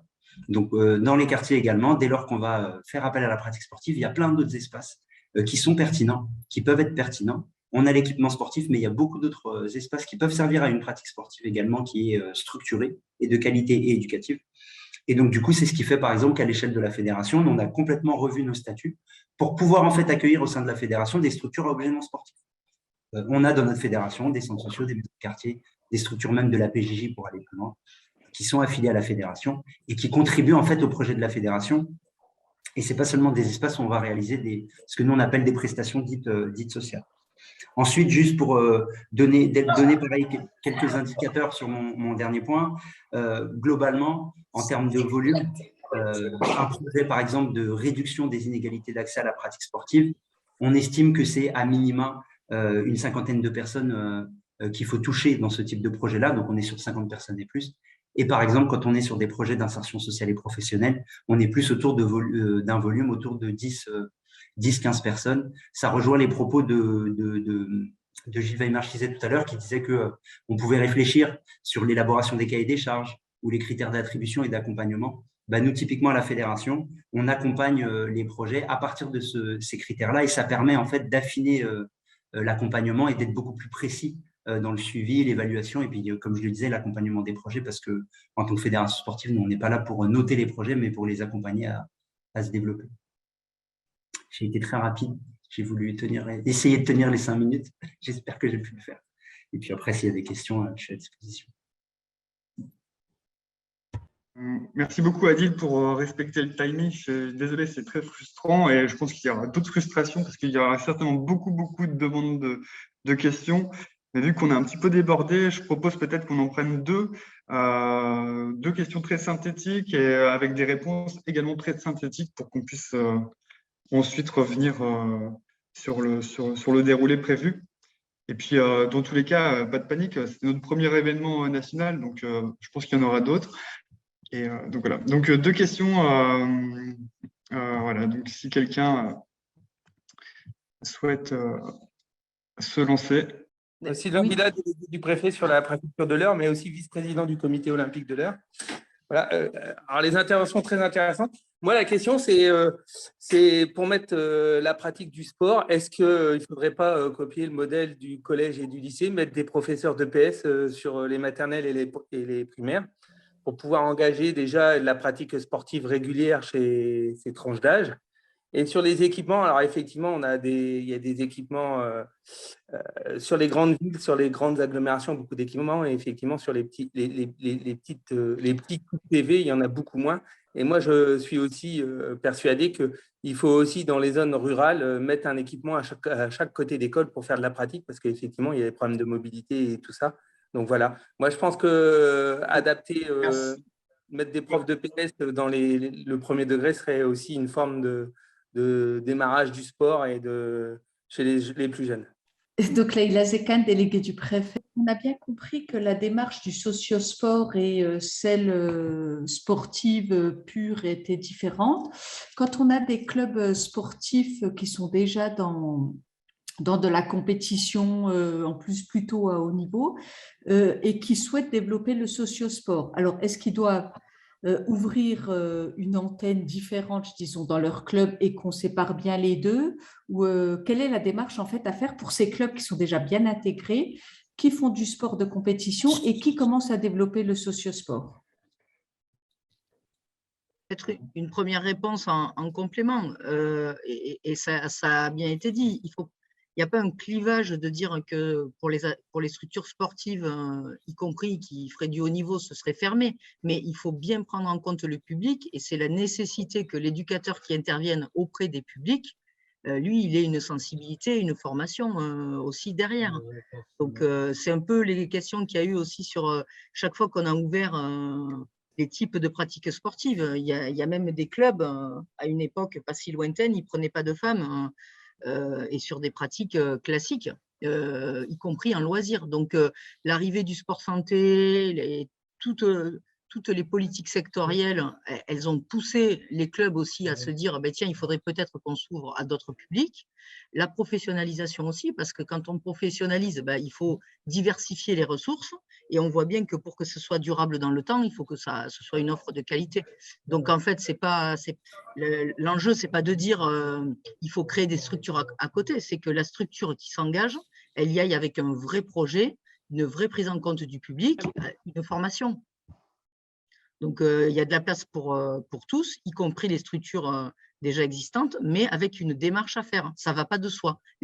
On parle des valeurs. Les valeurs du sport, elles ne sont utiles que quand elles sont incarnées par les personnes qui les portent. On aura beau dire qu'on a des valeurs. Si l'éducateur il ne prend pas en compte le public, il n'adapte pas ses manières de faire, ça ne marchera pas. Donc, à votre question, clairement, ce n'est pas être fermé. Il ne faut pas que ce soit qu'une opportunité, mais ça va nécessiter des démarches de transformation dans comment on fait l'apprentissage et comment on va vers cette nouvelle offre. Ça ne se fait pas de soi. Ça nécessite de la formation et de la prise en compte réelle du public. Bonjour à tous. Je peux peut-être intervenir, si vous permettez, Gilles Vieille-Marchizet, puisque c'était précisément l'objet d'une recherche-action qu'on a menée de 2009 à 2012. C'est un ouvrage qu'on a fait qui s'appelle Club sportif en banlieue, co-dirigé par Benjamin Coignet et moi-même. Il y a différents modèles par rapport à ces clubs sportifs qui veulent faire face à la question sociale, qui innovent socialement. C'est-à-dire qu'à un moment donné, effectivement, ils peuvent satelliser, en quelque sorte, en créant une entité propre, en créant une antenne, ou alors ils peuvent, à un moment donné, changer on va dire, leur vision des choses. Il faut savoir qu'il y a des clubs sportifs qui sont nés pour faire face à la question. Voilà, il n'y a pas que des clubs traditionnels, qui font de la compétition, etc. Donc, vous avez différents modèles. Et je pense que votre question est très pertinente parce que ça ne va pas de soi qu'un club sportif se lance dans des projets politiques de la ville. Merci. Bonjour à tous. Sur ce point-là, je voudrais intervenir juste 2 secondes. Je suis Fabien Buffet, je représente Play International. Play International, c'est un levier un peu différent puisque nous, on essaye de faire de la pédagogie en utilisant l'activité sportive. Alors, on travaille sur toutes les thématiques que vous avez évoquées, et on est en train, dans le cadre du partenariat avec les JO 2024, de réfléchir justement comment… donc nous, on a une méthode pédagogique à travers des jeux un peu plus classiques, des techs, des relais, etc., en 3 temps, qui permettent vraiment de traiter soit des thématiques égalité filles-garçons, soit des compétences psychosociales, à travers une méthode un peu plus simple. Et ce qu'on va essayer de porter, notamment en Seine-Saint-Denis, c'est une association, un club, une collectivité, une association qui peut travailler sur l'insertion, par exemple. On identifie les 2-3 compétences psychosociales clés pour cette démarche d'insertion. Et on va travailler avec le club partenaire sur les modèles que nous, on a déjà développés, qui sont, je vous dis, des relais, des choses un peu plutôt activités scolaires, sportives. Et on va essayer de l'appliquer sur le foot, sur l'athlétisme, avec le club. Et de créer un exercice d'échauffement, un petit exercice, si on est au foot, de jeu avec le ballon, pour travailler sur les compétences psychosociales. Donc ça, c'est quelque chose qu'on est en train d'essayer de lancer dans le cadre du programme qu'on a avec les JO. Et comme c'est au cœur du sujet, c'est un peu différent, puisque nous, on veut intégrer de la pédagogie un petit peu pour travailler sur les compétences psychosociales. par la pratique sportive. Donc, c'est un peu différent de la pratique sportive levier. Mais en tout cas, on travaille là-dessus. Donc, s'il y a des gens qui sont intéressés pour réfléchir avec nous là-dessus, et on a déjà quelques pistes en Seine-Saint-Denis avec une ville et une asso et un club. Donc, on va essayer d'expérimenter ça sur l'année qui vient. Merci, merci. Je laisse intervenir Hélène Chappé pour clôturer cette séquence pour ensuite partager les expériences des centres de ressources sur le sujet. Merci, je vais faire très court. C'était juste pour, en complément des différentes réponses qui ont été données, pour répondre à la question comment fait-on concrètement. Il faut saisir le conseiller, les conseillers sport au sein des DRAGES et le délégué du préfet du territoire. C'est eux qui accompagnent aussi l'émergence, je dirais, sur le plan méthodologique des projets, et accompagnent les associations qui voudraient faire évoluer leurs projets et proposer des actions dans le champ du socio-sport. Voilà. Merci Hélène. Vraiment désolé pour les frustrations liées aux échanges. On glisse sur la dernière séquence qu'on voulait vous proposer. L'idée pour nous, c'était de vous donner à voir la place aussi des centres de ressources dans ces réflexions, dans ces travaux, et vous partager en fait 3 expériences qui sont développées, des expériences ou des ressources, des appuis en tout cas aux réflexions. Fabien, si tu es prêt, je te laisse la parole pour présenter les travaux de la Labocité. Oui, vous m'entendez du coup? Ça va pour moi, oui. Oui. Bonjour à tous et à toutes. Oui, on est désolé du temps d'échange qui est un peu court, mais comme vous le disiez, Frédéric, c'est notre premier temps national, donc on a bien l'intention de continuer à travailler sur le sujet, et on relancera des choses où on pourra aller un peu plus loin dans la discussion. Nous, à la Labocité, donc on est centre de ressources politique de la ville d'Auvergne-Rhône-Alpes. On a travaillé, on travaille depuis 2016 sur cette question de la place du sport dans les PV. On a d'abord édité un des numéros de notre revue qui s'appelle les Cahiers du développement social urbain sur le sujet, donc en 2016. On a ensuite fait un cycle d'échanges de pratiques qu'on a déroulé sur 2017-2018 dans différents lieux de la région et sur différentes thématiques. Et puis, les 2 constats qui sont sortis de ces 2 actions ont été assez unanimes. À la fois, il y avait un vrai intérêt à travailler cette question et à mettre en valeur, reconnaître les actions qui se servent du sport pour aller vers la citoyenneté, l'éducation, la santé, bref, tout ce qu'on a déjà cité. Mais qu'en même temps, et c'est aussi le constat qu'on a fait aujourd'hui, soit c'était des mondes qui ne se parlaient pas entre le milieu du sport et le milieu de la ville, soit qui s'ignoraient, soit qu'il y avait une méconnaissance ou un manque d'outillage, enfin bref, tout ce qu'on a déjà dit. Et donc, sur ces 2 constats-là, on a donc lancé un projet de plateforme Internet qui s'appelle Sport et Cité. Alors, je vais juste vous partager mon écran 2 secondes pour vous montrer la chose. C'est une plateforme Internet qui a 2 objectifs. Le premier, c'est de fournir des ressources. Donc, il y a une partie vraiment site Internet classique que vous voyez, je pense, à l'écran, et qui est alimenté assez régulièrement sur des articles, à la fois des articles de fond. Donc, il y a plusieurs articles qui traitent de sujets spécifiques, et donc l'actualité va être que dans les jours où en tout cas avant les vacances, on l'espère, on va sortir tout un ensemble d'articles sur la question de l'égalité femmes-hommes. Il y a aussi des articles qui sont plutôt des revues de presse ou une sélection de ressources où quand les appels à projets, les circulaires sortent, on essaye d'actualiser sur le site. Donc ça, c'est vraiment une partie ressources. On est en train également de travailler sur une mise en valeur de clubs ou associations. Donc on est en train de tester l'idée de faire des reportages photos dans des clubs. Donc on est en train là de travailler avec deux structures pour la prise de photos, et à la rentrée, on publiera des reportages photos de clubs ou d'associations qui interviennent dans les quartiers. Ce serait une autre manière aussi de mettre en valeur ces actions. Et puis la deuxième chose du site internet, c'est ce que vous voyez là sur le bandeau bleu, c'est qu'on a au sein de la plateforme, créer un outil d'évaluation, on va dire, des performances sociales du sport. Donc, c'est un outil qui est pour l'instant à destination de collectivités ou d'associations. C'est un outil qui est en test actuellement, donc il est ouvert uniquement à des gens de la région Auvergne-Rhône-Alpes. En tout cas, c'est le parti qu'on a pris pour tester la valeur et l'efficacité de cet outil. Mais on espère que dans les prochains mois, puisque là on est vraiment en phase de test avec des usagers potentiels, on puisse l'ouvrir de manière plus large. Et donc, la fonction de cet outil, ça va être d'aider les gens qui portent des actions, qu'on soit collectivité, association, club, et pourquoi pas après éducation nationale, entreprise, etc., à essayer de mesurer au-delà des performances à la fois sportives ou d'évaluation quantitative, un tout petit peu plus de qualitatif et d'évaluer plutôt les performances sociales de ces actions. Donc c'est quelque chose qu'on développe depuis maintenant 2 ans. Le site fonctionne. Et voilà, la seule particularité, c'est que c'est tout petit pour l'instant qui est en phase de test.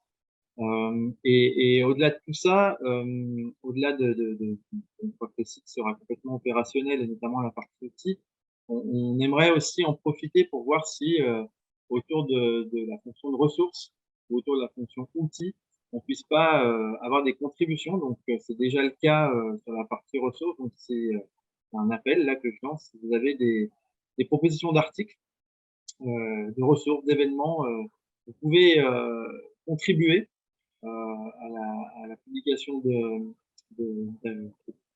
support sur la plateforme. Et puis, quand l'outil sera complètement ouvert et qu'il marchera comme il faut, après notre phase de test, on aimerait pouvoir en dégager, pourquoi pas, des grandes tendances, des sujets de réflexion et les mettre au pot commun pourquoi pas, de la recherche ou de la recherche-action ou en lien avec le milieu sportif. C'est de réfléchir à différentes échelles à qu'est-ce que nous apprennent ces données. Voilà, j'essaie de faire le plus vite possible, Fred. J'espère que c'était clair. C'était très clair et en tout cas, ça illustre parfaitement en fait la fonction d'un centre de ressources, en tout cas sur les territoires. Un point d'entrée, des ressources qui vous sont digérées, qui vous facilitent en tout cas l'appréhension de sujets, etc. La mise en valeur de parcours, d'initiatives, d'expériences et tout ce qui va permettre une montée en compétences globale des acteurs sur un sujet. Et l'idée, en fait, au travers de la plateforme, c'est de rapprocher des cultures professionnelles qui ont du mal à se croiser.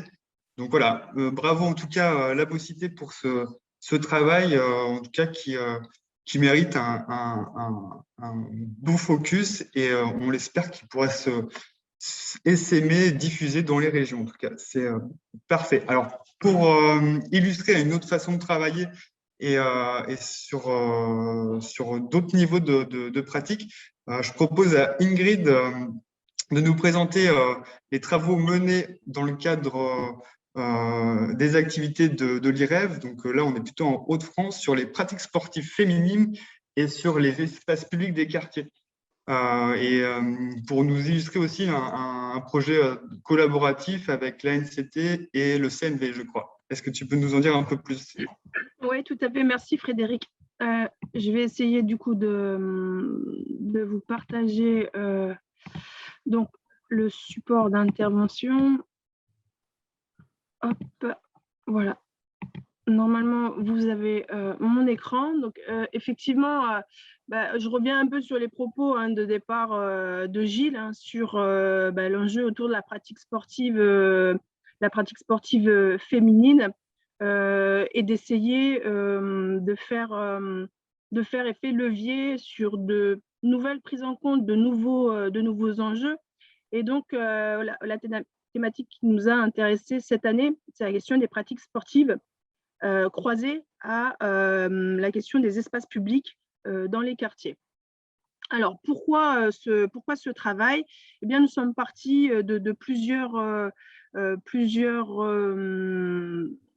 travaux, missions qui ont été liées notamment à l'expérimentation des budgets intégrant l'égalité femmes-hommes, donc voilà, qui découle notamment d'une approche européenne sur la nécessité de prendre en compte l'égalité femmes-hommes dans l'ensemble des politiques publiques, de leur déclinaison, des budgets.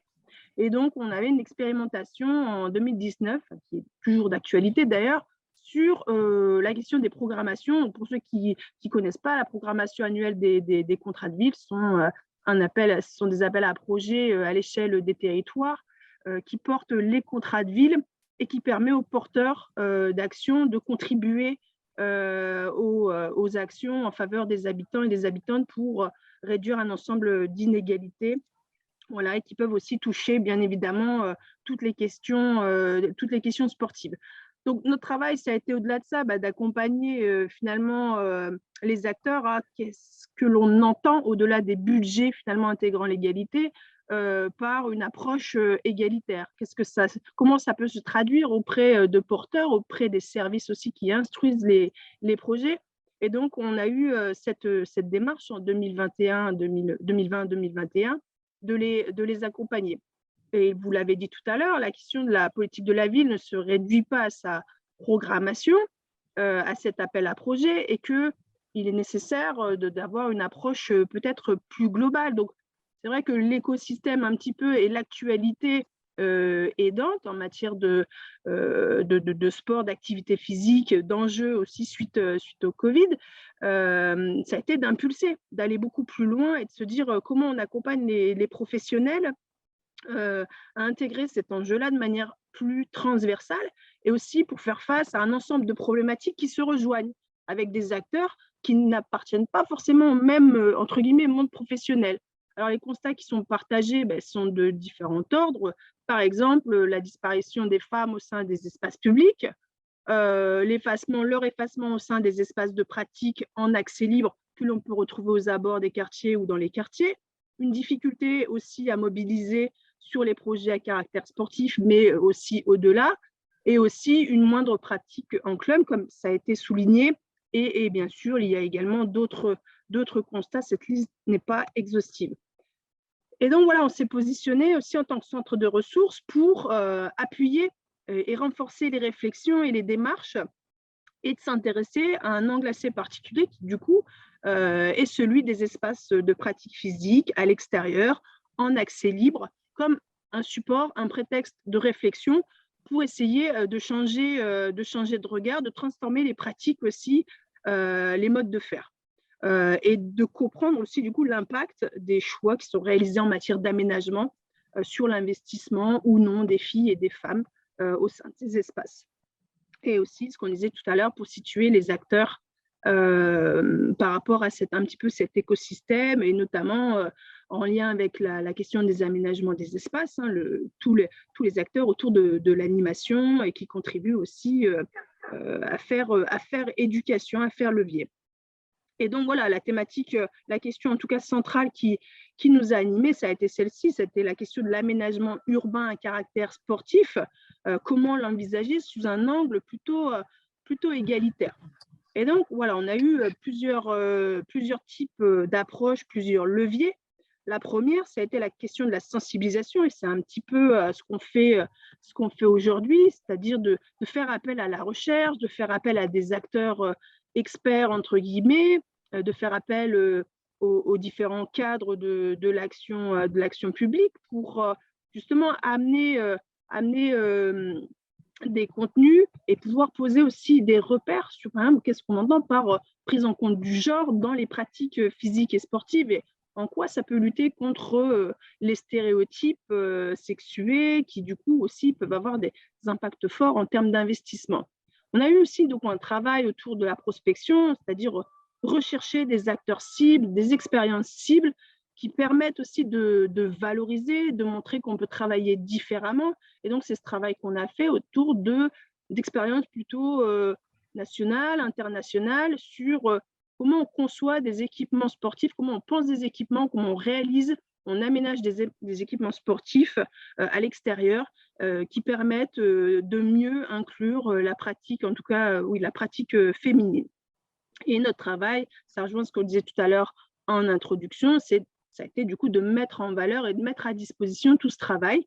C'est ce qu'on vous partage ici, puisque du coup, on a réalisé un web documentaire qui reprend du coup les programmes des conférences, les replays que vous pouvez du coup revoir après coup si vous avez envie d'avancer sur ces sujets, de mettre à disposition donc dans ce web documentaire les contenus qui vont reprendre la prise en compte du genre et des équipements sportifs, comment on travaille la question des accès, comment on travaille la question des équipements en toilette, en éclairage public, comment on fait levier sur l'aménagement en allant bien au-delà de pratiques fédérales connues, plutôt axées sur la compétition, sur des usages presque exclusifs sport-co, comment on essaye de diversifier justement les entrées en termes de pratiques sportives pour justement avoir davantage de public et notamment de filles et de femmes.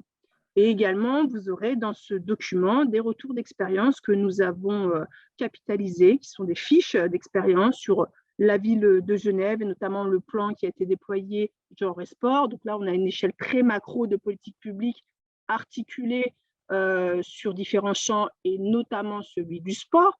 Vous avez également l'exemple historique de Vienne, mais aussi d'une ville en Suède, sur la question de l'aménagement d'un skatepark, de l'aménagement aussi d'un parc public sur l'approche plutôt ludo-sportive et non pas exclusivement centrée sur le sport.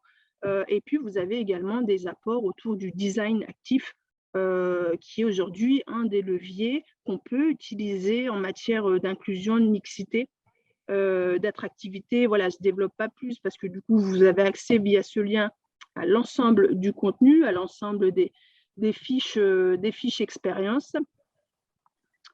Et bien sûr, on se tient à disposition pour vous apporter des éclairages. Mais l'idée, c'est aussi de permettre à un ensemble de professionnels qui n'ont pas forcément l'habitude peut-être de travailler ensemble, de pouvoir faire culture commune et d'avoir des effets leviers sur différents angles. En tout cas, nous, on avait choisi du coup la question des équipements sportifs. Voilà, on espère que ce sera éclairant pour vous. Merci Ingrid. Voilà encore une autre façon d'illustrer le travail des centres de ressources. On termine notre tour de France avec la Bourgogne-Franche-Comté et je vais donner la parole à Benjamin, que vous avez entendu en tout début. Trajectoire Ressources, qui est le centre de ressources Franche-Comté, a plutôt travaillé sur une recherche-action sur sport et valeurs de la République et laïcité. Benjamin, tu nous expliques un petit peu en quoi consistait cette formation-action et puis voilà ce qui en ressort. Voilà, à toi la parole. Merci, merci Fred. Donc, effectivement, dernière ressource à vous présenter, c'est donc un petit document qui est téléchargeable et qu'on vous transmettra, qu'on mettra dans le lien, qui est sur notre site internet sur Trajectoire Ressources. Donc, ça s'inscrit dans une réflexion autour du plan VRL qui a été initié autour de 2014, 2015, 2016. Et lors de ce travail où Trajectoire Ressources avait un rôle de coordination du plan VRL sur la région, en fait, on s'est aperçu qu'il y avait des sujets particuliers autour du sport. Tout à l'heure, Gilles Vieille-Marchizet évoquait les recherches actuelles en cours qui sont un peu, en tout cas, qui n'apportent pas de connaissances, qui sont un peu fragiles, qui n'apportent pas de connaissances précises autour de la radicalisation. Nous, on a proposé à ce moment-là de travailler plutôt sur l'application des principes de laïcité, enfin du principe de laïcité dans l'espace sportif. Comme on sait qu'il y a parfois des nuances, des variations quand on est à l'hôpital, quand on est à l'école, etc. Et donc se dire dans le sport, finalement, comment ça marche et est-ce qu'il y a des problématiques particulières. Donc il s'est avéré qu'il y avait effectivement un vrai sujet d'échange entre différents acteurs, différents formateurs VRL, mais des acteurs sportifs. On travaillait avec des GDOS, on a travaillé avec des éducateurs, etc. Donc un groupe régional s'est constitué pour avancer sur la question de l'application des principes de laïcité dans le sport. Il y a eu 1 année et demie de travail, de rencontres sous différents formats et puis une publication donc, qui a abouti à garder une trace un petit peu du sujet. Je vous donne rapidement le sommaire pour que vous ayez un petit peu les éléments de contenu. Je ne vais pas rentrer dedans parce que ça mériterait une visioconférence en soi, en fait, ce sujet-là, qui est très complexe. On a voulu déjà reposer des principes de base dans cette publication pour dire la relation, la tension qui existe entre la réglementation sportive et la réglementation un petit peu plus générale, le droit autour de la laïcité. Est-ce qu'il y a des liens? Est-ce qu'il y a des besoins de clarifier de qu'est-ce qu'on dit, qu'est-ce que dit le droit? Et notamment, on a identifié un paradoxe, enfin plusieurs paradoxes autour de la réglementation sportive à plusieurs étages, à plusieurs échelles de réglementation internationale, nationale, réglementation aussi des règlements intérieurs des espaces sportifs, des clubs, etc. Donc, je ne rentre pas dans les détails, mais là, il y avait des sujets aussi où on a déjà des paradoxes et des éléments différents. On a fait un bloc également pour interroger la communauté sportive, pour mettre des mots sur cette notion de communauté, parce que pendant cette période, il y avait énormément de discussions autour du communautarisme et l'espace sportif était un peu suspecté d'être un espace de communautarisme. Donc nous, on a voulu expliquer ces éléments, essayer de mettre des mots, de comprendre ce qui se passe, etc. Donc on a beaucoup travaillé sur les communautés sportives. Qu'est-ce qu'une communauté sportive? Comme il existe d'autres types de communautés, en quoi ces communautés sportives, elle façonne, elle conditionne le rapport au corps et tout ça, en quoi ça vient imposer finalement des types de relations, alors entre les hommes et les femmes, mais pas que, et des représentations du corps en mouvement, etc. Et donc du corps avec des signes religieux, évidemment. Donc on a évoqué tout ça. À chaque fois, on faisait intervenir des experts universitaires plutôt, mais pas que universitaires, qui venaient un peu éclairer les sujets. Et enfin, dans cette publication, on a des études de cas, on a des réflexions beaucoup plus situées, beaucoup plus incarnées dans des territoires. Une étude qui a été réalisée sur Besançon auprès des clubs sportifs. Alors, c'est une étude exploratoire, hein, mais pour identifier quelles étaient les problématiques et les faisceaux qui remontaient du quotidien des clubs sportifs. On a interrogé les services de l'État départementaux, les collectivités locales, la collectivité locale également. On a fait aussi, on est revenu sur la demande de non-mixité dans les équipements sportifs. Alors, on en a réentendu parler il n'y a pas très longtemps avec l'épisode du Burkini, mais en fait, ça remonte à beaucoup plus long. En fait, hein, ça fait quasiment 20 ans, 25 ans qu'il y a des différentes polémiques. Donc, on a retracé un peu l'histoire. On n'a pas les dernières parce que ça a été publié en 2019, hein, donc on n'a pas les derniers éléments. Voilà. Et puis, différentes études de cas qui ont été travaillées. Donc, après cette publication, l'UFOLEP a produit quelque chose. D'autres, les services de l'État, le ministère des Sports a également publié un référentiel. Donc ça, on n'a pas pu s'appuyer dessus parce qu'à l'époque, ça n'existe pas. Mais par contre, donc on a posé une réflexion un petit peu plus globale sur cette application du principe de laïcité dans le sport. Voilà.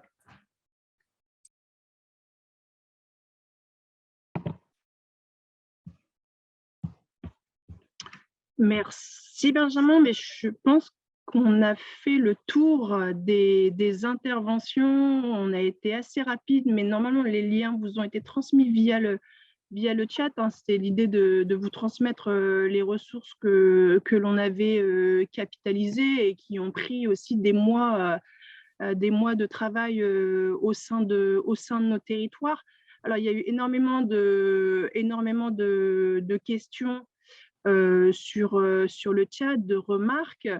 On n'a pas pu répondre à l'ensemble des sollicitations. On est vraiment désolé, mais c'est vrai qu'on a un timing aussi précis. On est un petit peu en retard. Et donc, on s'attachera aussi à reprendre l'ensemble de vos interventions sur cette séquence pour tenter d'apporter au maximum des éléments de réponse sur des sujets extrêmement précis que vous avez pu aborder.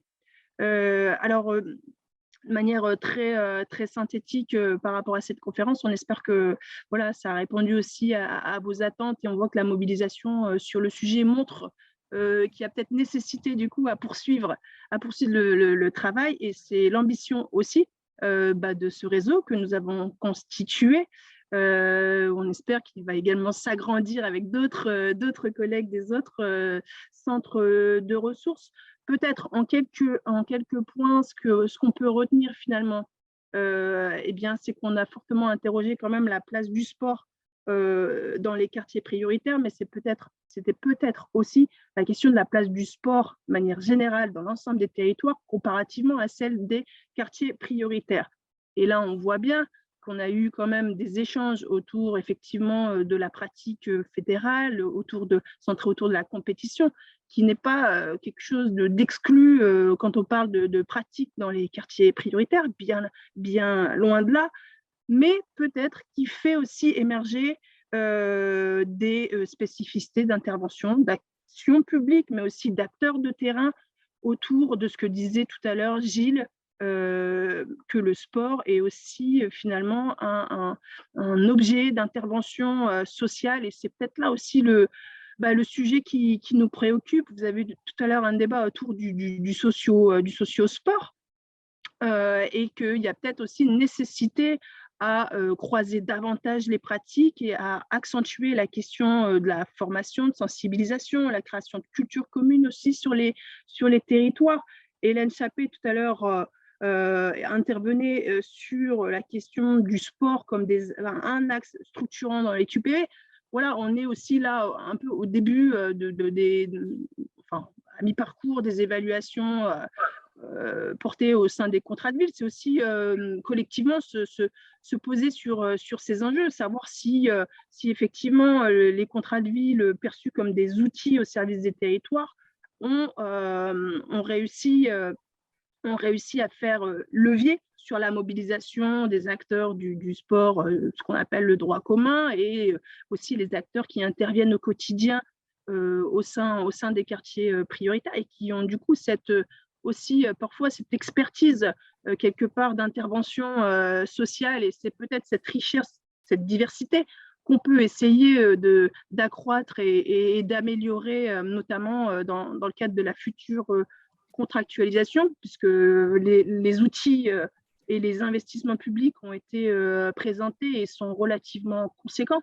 On a des projets, des expériences énormes autour des cités éducatives, autour des projets de rénovation urbaine, de renouvellement urbain, ça a été rappelé tout à l'heure. Et donc, on a effectivement un ensemble d'actions, d'effets leviers qu'on peut réussir à mobiliser, mais peut-être ce qu'on peut retenir, c'est la question effectivement centrale que levait tout à l'heure Gilles, sur créer du réseau à l'échelle locale, créer des alliances, créer des coopérations que peut-être on peut réussir aujourd'hui à renforcer dans cette perspective où le sport aujourd'hui est devenu un enjeu de santé globale, ce qui veut dire que la question des parcours et de la diversité des modalités d'intervention seront essentielles dans les années à venir. Et voilà, je retiens quand même cette idée évoquée tout à l'heure sur passer d'une politique d'offre à une politique de besoin.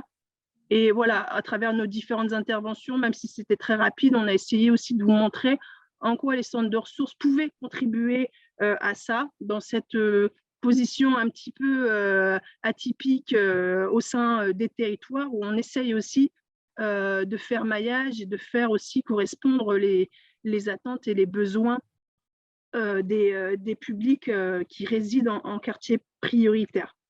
Voilà, je ne sais pas si du coup mes collègues ont quelque chose à rajouter, ou Gilles, si tu veux un dernier mot, je vous laisse la parole. Moi, je voulais juste confirmer que il y avait un peu plus de 250 inscrits à la visio, donc ça montre quand même l'intérêt autour de ces questions, et confirmer à tout le monde que pour nous c'était une première, et une première, ça veut dire qu'on va enchaîner, on va essayer de prendre en compte les remarques qu'il y a eu, puis on a d'autres chantiers à lancer, donc c'est une histoire qui commence, et qu'on ne va certainement pas arrêter, donc on vous donnera rendez-vous. On ne sait pas encore comment, on ne sait pas encore quand, mais en tout cas on se fera rendez-vous nous de notre côté, du côté des centres de ressources. Peut-être rappeler que du coup, on mettra à disposition le replay ainsi qu'une synthèse de l'ensemble de ce temps que vous aurez du coup à disposition, et que vous pourrez également diffuser à votre bonne volonté. Eh bien, écoutez, sur cette parole, nous vous souhaitons en tout cas une bonne fin de journée, et merci en tout cas de votre mobilisation. Merci à l'ensemble des intervenants qui ont contribué aussi à la richesse de ces présentations. Et très bonne continuation. À bientôt.